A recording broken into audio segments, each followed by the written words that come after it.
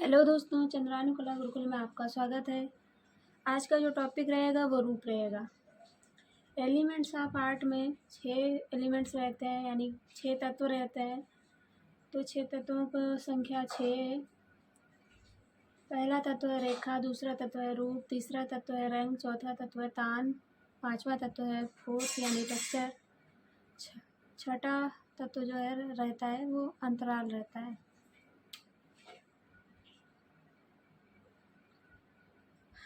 रूप इंग्लिश में फॉर्म बोलते हैं। तो रूप क्या होता है, कैसे होता है, रूप का विभाजन किस प्रकार होता है और कहाँ से रूप प्रारंभ होता है, उसके बारे में आपको जानकारी देते हैं। एग्जाम्पल के तौर पे दो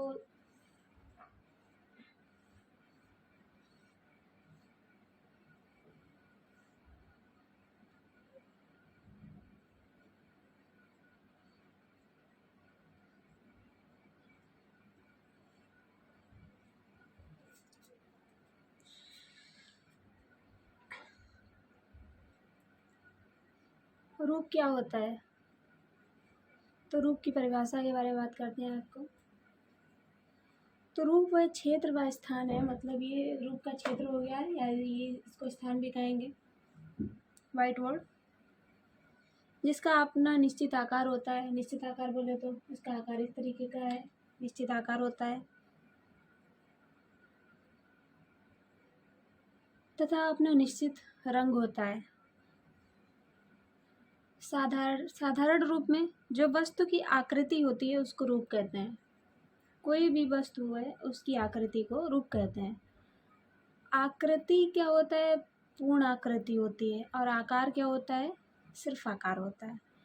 ये अभी आकार है, इसको हम आकार बोलेंगे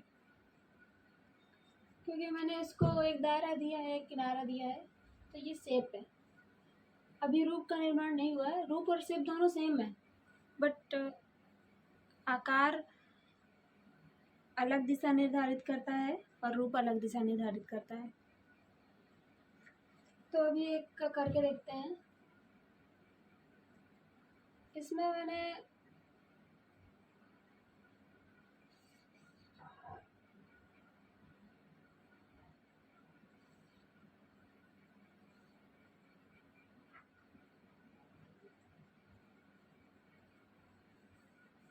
क्या करते हैं, इसमें एक अंडाकार आकृति बनाते हैं।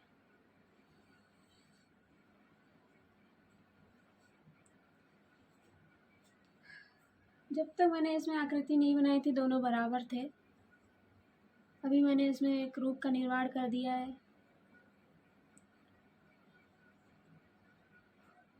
रूप का निर्माण करने हेतु तो ये पहला वाला ऑप्शन है, ये थोड़ा सा सक्रिय लग रहा है, यानी पॉजिटिव है, एक्टिव है। और दूसरा जो है ये सक्रिय है, ये पहला सक्रिय है, इसमें कुछ नहीं है, तो ये सहायक है। इसको निगेटिव, इसको पॉजिटिव भी कह सकते हैं, इसको निगेटिव कह सकते हैं, है ना।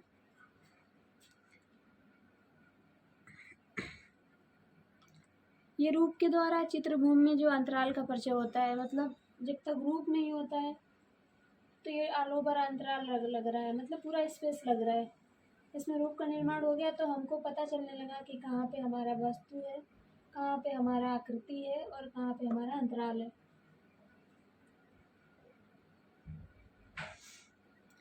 जो ये अंतराल है वो कंपोजिशन या फिर ये जो फॉर्म है वो कंपोजिशन में बहुत प्राचीन समय से यूज होते आ रहा है। रूप की परिभाषा क्या है वो बताते हैं आपको। तो रूप होता है, रूप वह क्षेत्र है या स्थान है या स्पेस है जिसका अपना निश्चित आकार, अपना निश्चित रंग होता है। अभी इससे पहले भी बोला था कि निश्चित आकार तथा निश्चित रंग।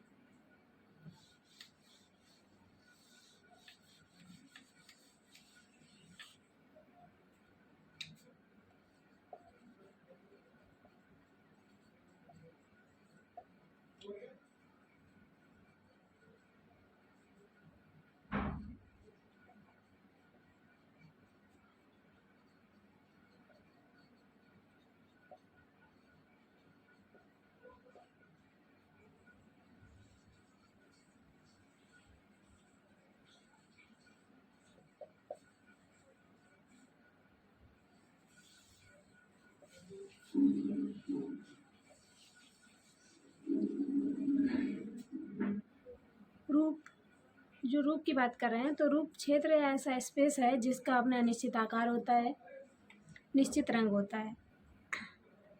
साधारण साधारण भाषा में साधारणतया साधारणतः क्या कहते हैं रूप को? तो वस्तु की जो आकृति होती है उसको रूप कहते हैं, वस्तु की आकृति। एग्जाम्पल के तौर पे वस्तु की आकृति क्या है? वस्तु क्या है? ये हमारे लिए एक वस्तु है और इसका जो ये आकार हो गया, इस टाइप में इसका ये आकार है, ये जो शेप है उसको शेप बोलेंगे, किस आकार का है। लेकिन ये जब तक मैंने इसको ऐसे देखा तो सिर्फ और सिर्फ नॉर्मल शेप लग रहा था कि इस टाइप का शेप है। साधारणता क्या है? ये इस टाइप का शेप बन रहा है ना। जब तक मैंने इसको ठीक से नहीं देखा या इस लकड़ी का ठीक से क्रिएशन नहीं किया और डस्टर का निर्माण नहीं किया, मैंने इसमें कार्विंग नहीं की, कर्व नहीं दिया, उभार नहीं दिया, इस तरीके का नहीं बनाया, तब तक इसको हम डस्टर का नाम नहीं दे सकते। मतलब इससे पहले क्या था, ये एक लकड़ी थी, इस शेप में थी और जब तक इसका निर्माण किया गया, इसको पूरा कर दिया गया तो इसने एक रूप ले लिया।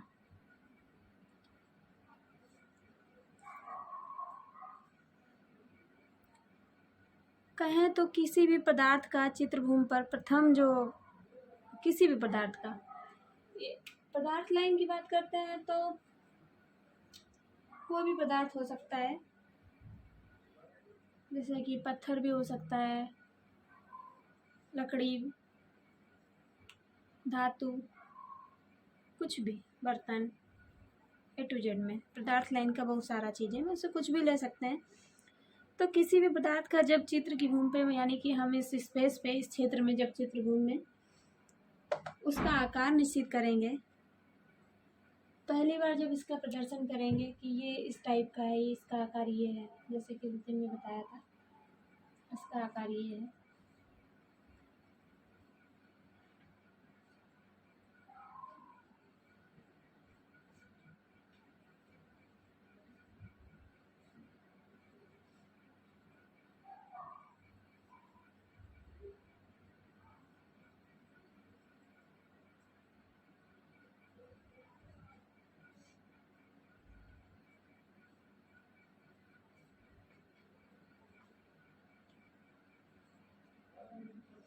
किसी भी वस्तु का, किसी भी पदार्थ का चित्रभूमि पर प्रथम जो दृश्य है यानी कि आकार है वो उस पर बनाते हैं या दिखाते हैं तो वो रूप कहलाता है।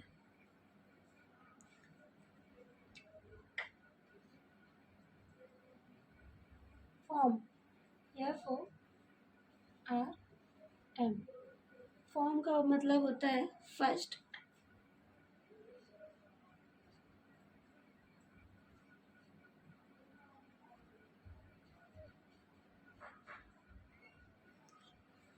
ऑर्गेनिक,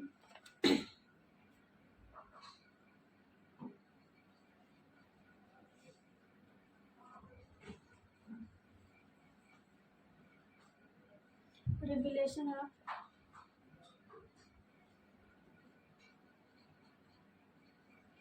मैटर,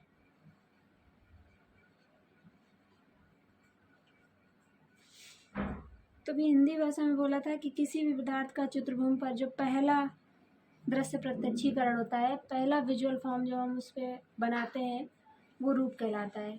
उसी प्रकार इंग्लिश में F का मतलब होता है फर्स्ट, O का मतलब होता है ऑर्गेनिक, R का मतलब होता है revelation of matter, M for matter.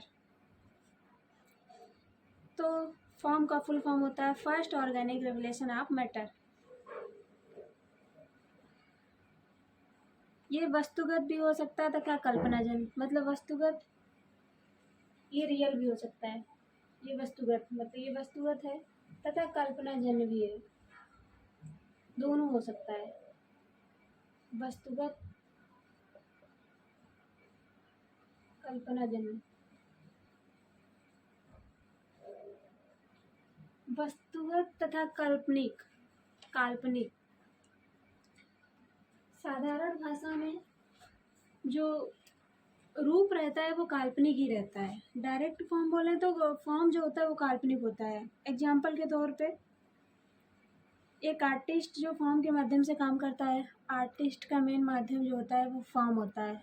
मतलब चित्रकला के अन्य एलिमेंट्स के साथ साथ फॉर्म उसका बहुत महत्वपूर्ण रहता है। हो सकता है कि टेक्सचर का प्रयोग कम करे, टोन का प्रयोग कम करे, पर फॉर्म महत्वपूर्ण भूमिका निभाता है चित्रकार के लिए। उसकी कलाकृति के लिए जो फॉर्म है वो बहुत महत्वपूर्ण है। जैसे कि फॉर्म जो होता है वो चेंज हो सकता है पर शेप चेंज नहीं हो सकता है। कैसे? इसका शेप ई डस्टर है। एग्जाम्पल के तौर पे मान के रखते हैं कि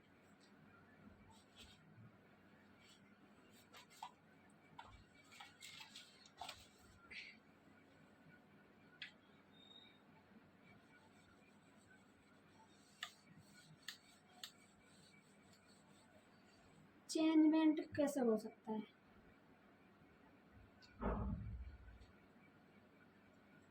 निश्चित आकार, एक टेलीफोन का निश्चित आकार होता है, ये निश्चित आकार है, इसको हम आकार बोलेंगे, है ना। ये आकार है। आकार कैसा है? इस टाइप का है आकार। ये जो मैंने बनाया वो आकार है, लेकिन इसमें डिस्प्ले बना देंगे।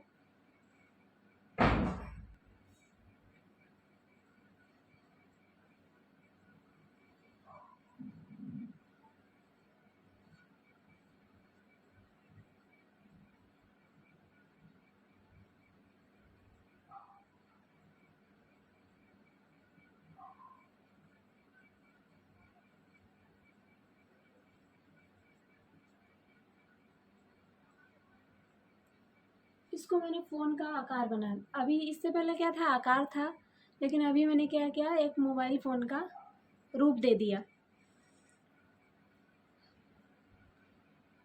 एग्जाम्पल के तौर पे बताना यही चाहती हूँ कि इसका जो आकार है वो निश्चित है। ये जो आकार है, आकार निश्चित रहेगा पर फॉर्म चेंज हो सकता है। जैसे कि पहले क्या था, इस टाइप से फ़ोन चलते थे, है ना।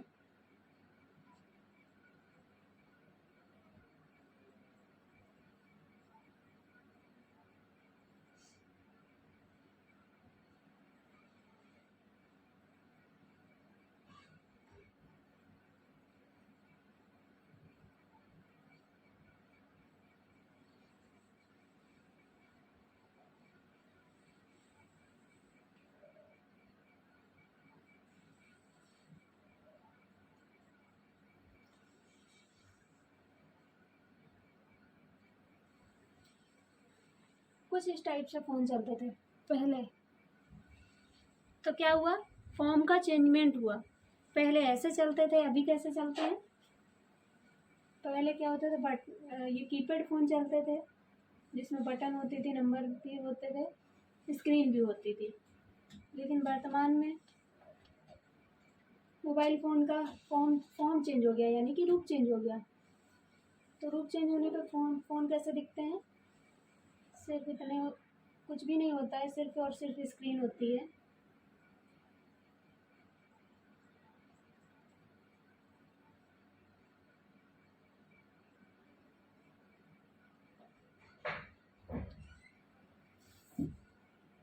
फ़ोन का जो फॉर्म हो गया वो चेंज हो गया। अभी आकार और फॉर्म में दोनों अंतर आपको समझ में आ गया होगा।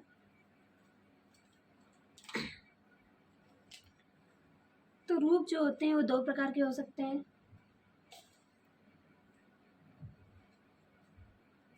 कहने का मतलब ये विजुअल भी है, इसको हम कल्पनाजन्य भी बना सकते हैं। इस फ़ोन को हम अपने कल्पनात्मक भावना को लेके कई तरीके के फ़ोन सोच सकते हैं, महसूस कर सकते हैं, उसको क्रिएट कर सकते हैं।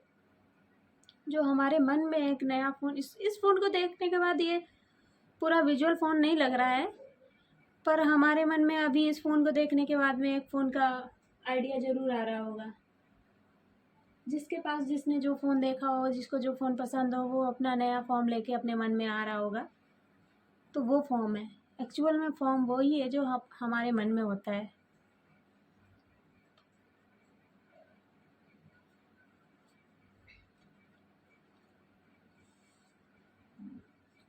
तो फॉर्म कितने प्रकार के होते हैं वो बताते हैं।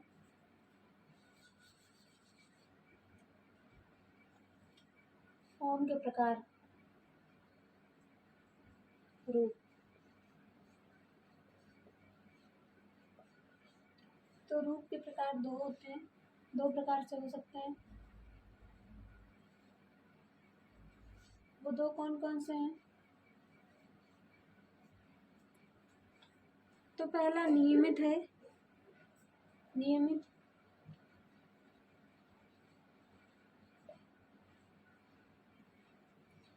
दूसरा अनियमित।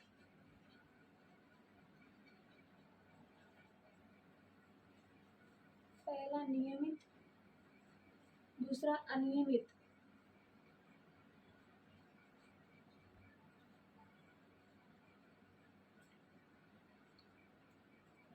इसको सम्मित भी बोलते हैं।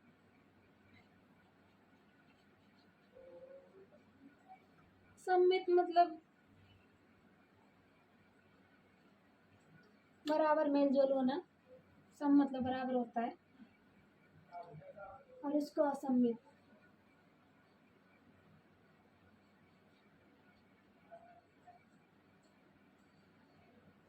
यानी कि ये सिमेट्रिकल है,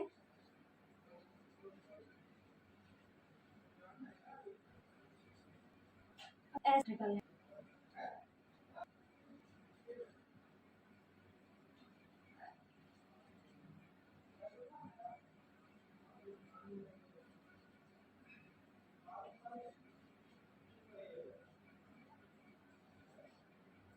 सिमेट्रिकल, एसिमेट्रिकल।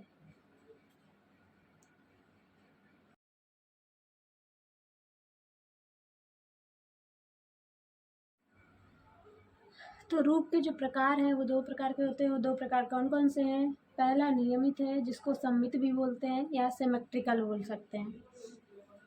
दूसरा अनियमित है और असम्मित बोलते हैं इसको, और असिमेट्रिकल भी उसको कह सकते हैं। तो बताते हैं कि नियमित आकार या नियमित रूप में क्या क्या आता है। नियमित जो होता है, नियमित रूप अर्ध शेष भाग का गुणन होता है, यानी जैसा होता है आधा शेष, जैसा पूरा रूप होता है, या आधा रूप निर्माण करो और उसका ही जस्ट उल्टा कर दो। तो एग्जाम्पल के तौर पे एक त्रिभुज लेते हैं।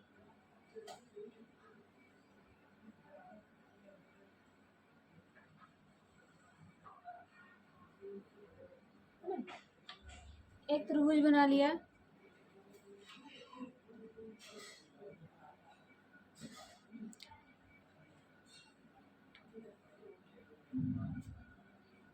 त्रिभुज बना लिया या फिर घन बना लिया, वृत्त बना लिया, ग्लास भी बना सकते हैं। तो ग्लास, ये त्रिभुज बना लिया या फिर ग्लास, ग्लास का आधा भाग बना दो।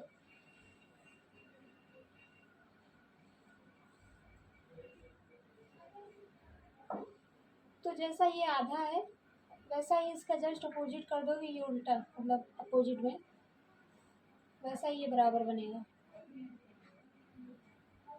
जितना ये है उतना ये है, जितना ये है आधा, इतना आधा आधा रहता है, शेष शेष जस्ट आधा रहता है। उसी प्रकार से ये त्रिभुज है, इसको पूरा बनाने के लिए इसका जस्ट शेष आधा और उल्टा कर देंगे तो ये पूरा एक रूप का निर्माण ले लेगा। इसमें कुछ एक तरफ ज़्यादा एक तरफ कम नहीं होता है, बराबर होता है। उसी प्रकार इसमें क्या होता है, बौद्धिक सृजनता कम होती है। इस रूप में बौद्धिक सृजनता कम होती है क्योंकि ये ज़्यादातर ज्योमेट्रिकल फॉर्म हो सकते हैं, या ऑब्जेक्ट होता है तो नॉर्मल लगता है, कलात्मक नहीं लगता है ना। तो दूसरा जो अनियमित रूप रहते हैं वो शेष आधे भाग से मिलता जुलता नहीं होता है। दूसरे अनियमित रूपों में क्या क्या रख सकते हैं, जैसे कि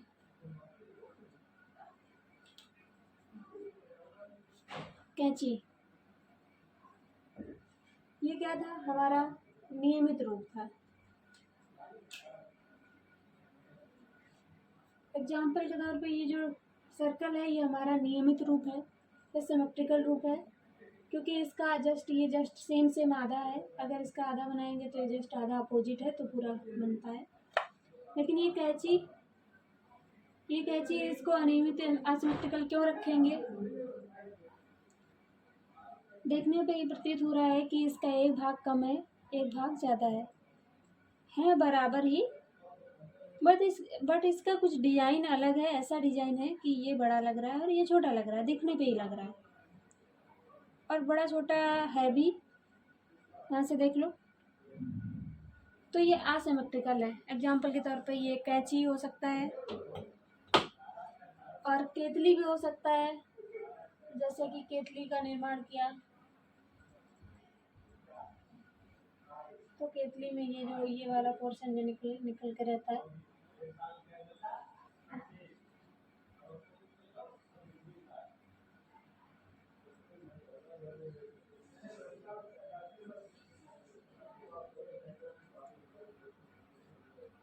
इसमें क्या है, शेष भाग आधा का उल्टा है, लेकिन इसमें अलग अलग है।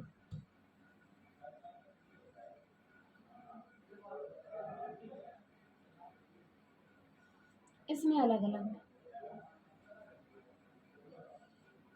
ये आधा सेम है, पर क्या है, इसका भार में अंतर है।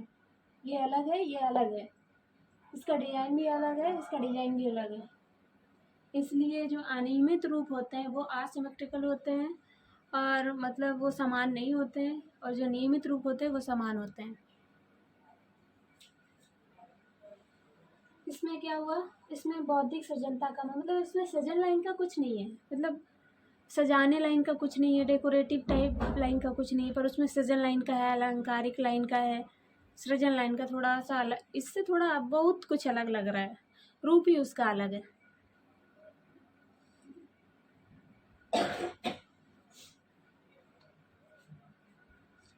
तो पहला जो रूप है उसको हम ज्यामिति के अंतर्गत रख सकते हैं, और दूसरा रूप है उसको हम अलंकारिक के अंतर्गत रख सकते हैं।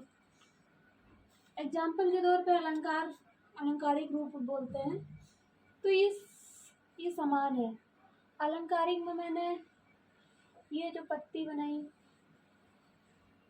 ये समान है, पर हमने कुछ डिजाइनर पत्ती बना दी,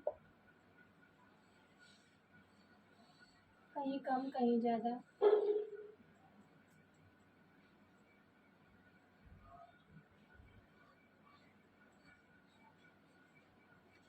थोड़ी सी अलंकारिक हो गई।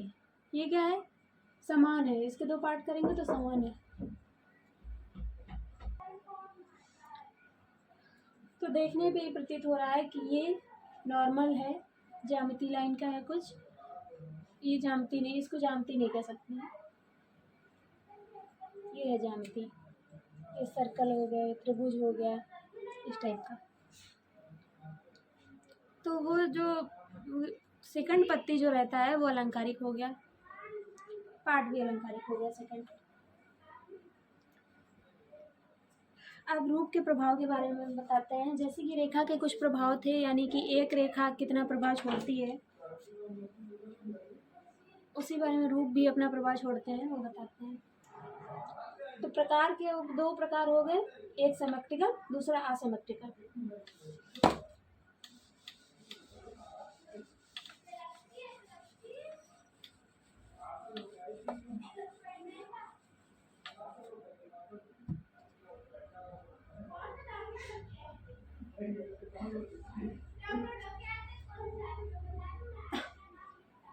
रेखाओं के प्रकार ही रूप के अपने प्रभाव होते हैं।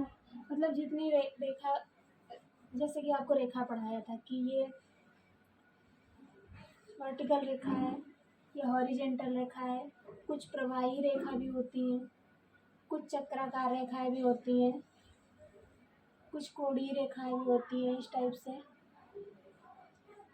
कुछ कर्णवत रेखाएं भी होती हैं। तो बहुत सारी रेखाएं होती हैं। रेखाओं का अपना प्रभाव ही रूप का अपना प्रभाव होता है, क्योंकि रूप का निर्माण हम रेखा के द्वारा करते हैं।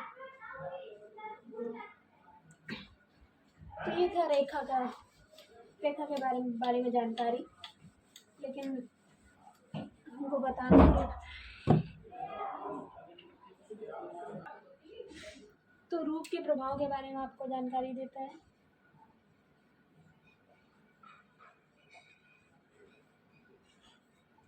तो कौन कौन से रूप हैं उनके बारे में बताते हैं आपको।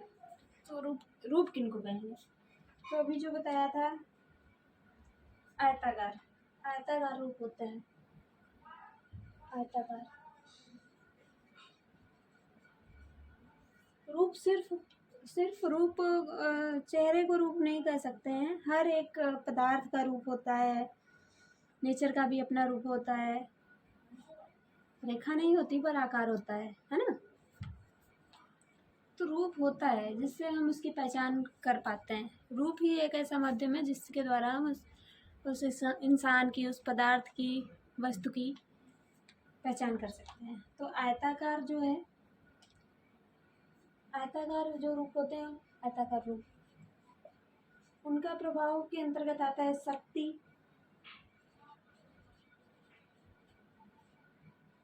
स्थायित्व,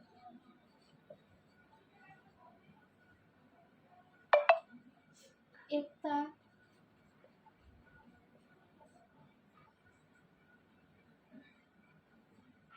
एग्जाम्पल के लिए आयताकार के लिए सिर्फ आयत ही बना देते हैं।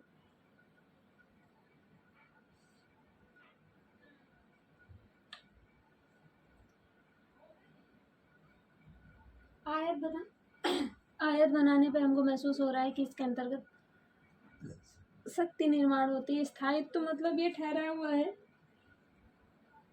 रुका हुआ है, स्थायित्व है। एकता कहीं भी फैला नहीं हुआ है, कहीं भी बटा हुआ नहीं, इसलिए एकता भी इसके अंतर्गत आएगी। तो आयताकार के बाद में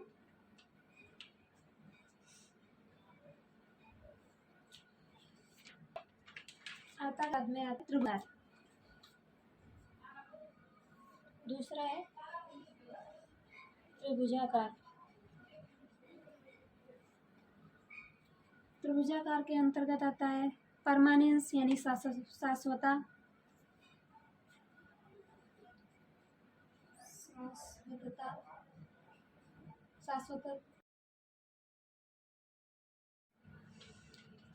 आयताकार जो रूप होते हैं उनका जो ये रूप है, रूप का नाम ये है। रूप कैसा है? आयताकार है, त्रिभुजाकार है। प्रभाव क्या पड़ते हैं उसके? शक्ति, ये सारे प्रभाव, ये प्रभाव के अंतर्गत आ जाएगा, ये रूप के अंतर्गत आ जाएगा। तो आयताकार रूप का जो प्रभाव पड़ता है वो शक्ति, स्थायित्व, एकता पड़ता है। त्रिभुजाकार का जो रूप का प्रभाव पड़ता है वो शाश्वतता होता है, सुरक्षा होता है, विकास होता है।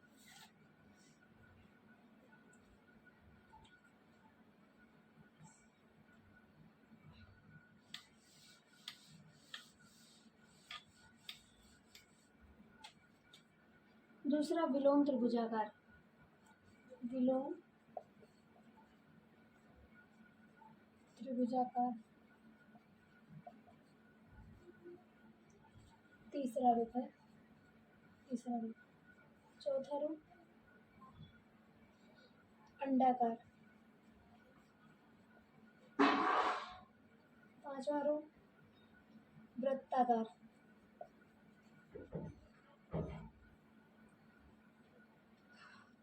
तो जो विलोम त्रिभुजाकार है उसमें क्या होता है?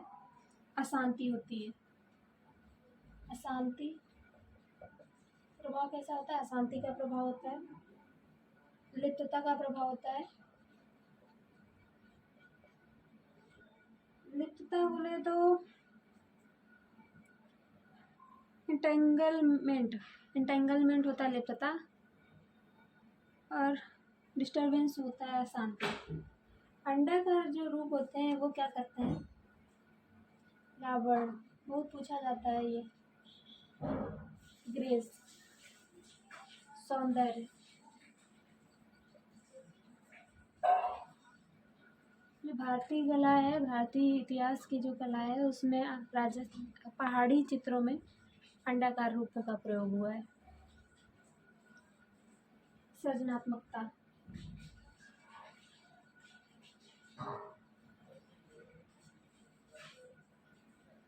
वृत्ताकार जो होते हैं वो क्या करते हैं? पूर्णता प्रकट करते हैं। पूर्णता, आकर्षण,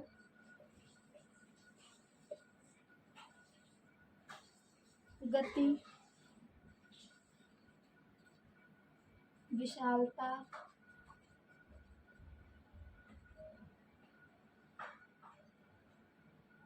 समानता।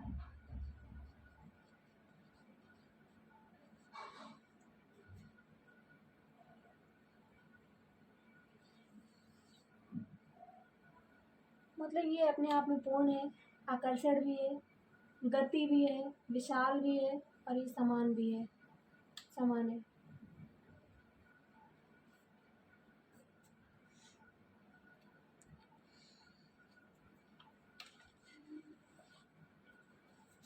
कुल मिला के जो कलाकार रूप लाइन पे पहचान कर पाता है, सब रूप को जानते हैं, पहचानते हैं, पर मानते नहीं हैं। सबको पता है, यूज भी करते हैं, पर जानकारी नहीं है। तो शेप क्या होता है? अभी रूप के अंतर्गत ही शेप, दो रूप और शेप लगभग समान होते हैं। ये हमारा शेप का निर्माण ले रहा है ना? ये शेप है, ये क्या है? ये सिर्फ आकार बना हुआ है, इसलिए इसको शेप बोलेंगे। लेकिन अभी इसमें हम रूप का निर्माण करते हैं। रूप का निर्माण कैसे करेंगे? इसको हो सकता है इसको बास्केटबॉल बना दूं,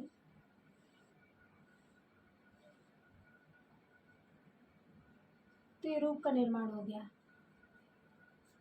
नहीं तो इसको कद्दू भी बना सकती हूँ, रूप का निर्माण हो गया, तो बराबर है ना?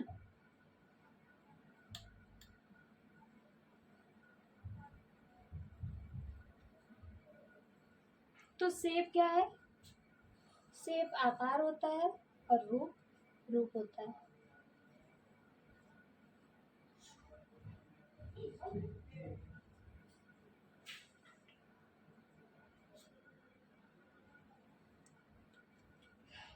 एक एग्जांपल और देते हैं, जैसे हवा, जो रात को एक हवा चलती है, और रात में हमको महसूस होता है या थोड़ा सा आभास होता है कि भूत हो सकता है, जानवर हो सकता है, इंसान हो सकता है। तो हमको जो भी आकार दिखेगा, आकार को देखने के बाद हम रूप का निर्माण कर लेते हैं, इंटरनल में करते हैं, जैसे कि कल्पना रूप में करते हैं। और कल्पना रूप में हम जान लेते हैं कि वो कितना खतरनाक हो सकता है, उसका भाव क्या होगा, और देखने के बाद मतलब देखने में मुझे नहीं पता चल रहा है कि सिर्फ और सिर्फ उसका आकार पता चल रहा है, लेकिन उसके रूप का निर्माण हम कल्पना के रूप में करते हैं। तो आज आपका रूप क्या है, रूप कैसे निर्माण होता है, रूप का प्रभाव क्या होते हैं, वो सब जानकारी हो गई। कल आपको कलर तथा वर्ण यानी कि कलर के बारे में जानकारी देंगे। धन्यवाद।